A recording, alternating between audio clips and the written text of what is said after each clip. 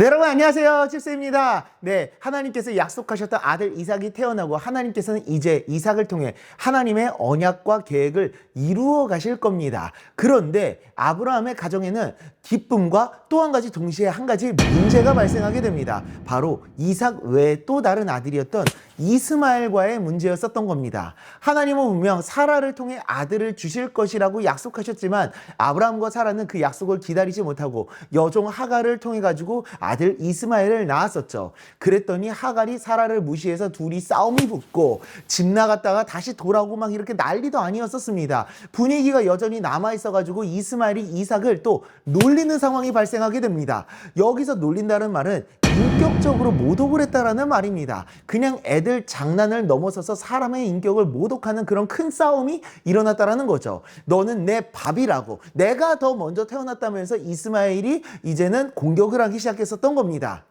우리가 하나님의 길을 가면서 하나님께서 원치 않는 일을 하게 되면은 우리가 겪지 않아도 될 아픔과 괴로움을 겪게 된다는 것을 말씀을 드렸었습니다. 아브라함이 지금 그러한 일을 겪고 있는 상황인 겁니다. 하나님의 약속을 기다리지 못하고 아들 이스마엘을 낳은 일로 인해서 겪지 않아도 될 문제를 겪게 됐었던 겁니다. 물론 하나님은 이 일까지도 도와주셔서 이 일들을 지나가게 할 것입니다. 하지만 이 일은 계속 아브라함에게 낙인처럼 이렇게 박혀버려서 아브라함을 힘들게 하게 될 겁니다. 하나님의 약속은 이루어졌지만 계속해서 걸림돌과 짐이 되어버렸었던 겁니다. 우리는 늘 이 사실을 기억할 수 있어야 합니다. 하나님의 길을 걸어가면서 하나님이 원치 않으셨던 길, 하나님을 신뢰하지 못해서 인간적인 방법을 택하는 일이 있지 않습니까? 우리는 아브라함처럼 그러한 일들로 인해서 겪지 않아도 될 어려움을 겪게 될 수 있다는 사실을 우리는 다시 한번 기억할 수 있어야 합니다. 그런 일들을 안 겪을 수는 없겠지만 우리는 연약한 인간이니까요.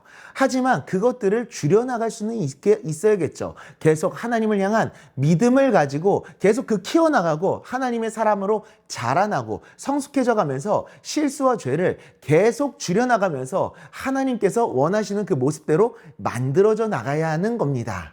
그렇게 죄와 실수가 아닌 하나님을 향한 신뢰와 순종을 더 많이 쌓아 나가게 되는 진정한 하나님의 사람으로 세워지는 우리가 될 수 있기를 간절히 소망합니다. 기도하겠습니다. 하나님 아버지, 우리는 연약한 인간이기에 아브라함처럼 실수와 넘어짐이 많을 수밖에 없지만 그래도 하나님을 바라보며 하나님께서 원하시는 사람으로 만들어져 나아가며 하나님의 사람으로 온전하게 세워져 나아갈 수 있도록 주님, 날마다 신뢰와 순종을 더 쌓아 나아갈 수 있도록 주님, 내 모든 선택의 순간 속에서 주님 나와 함께 하시고 내가 하나님의 뜻을 생각하며 하나님을 선택할 수 있도록 내 마음을 붙들어 주시고 이끌어 주시옵소서. 예수님의 이름으로 기도드리옵나이다. 아멘.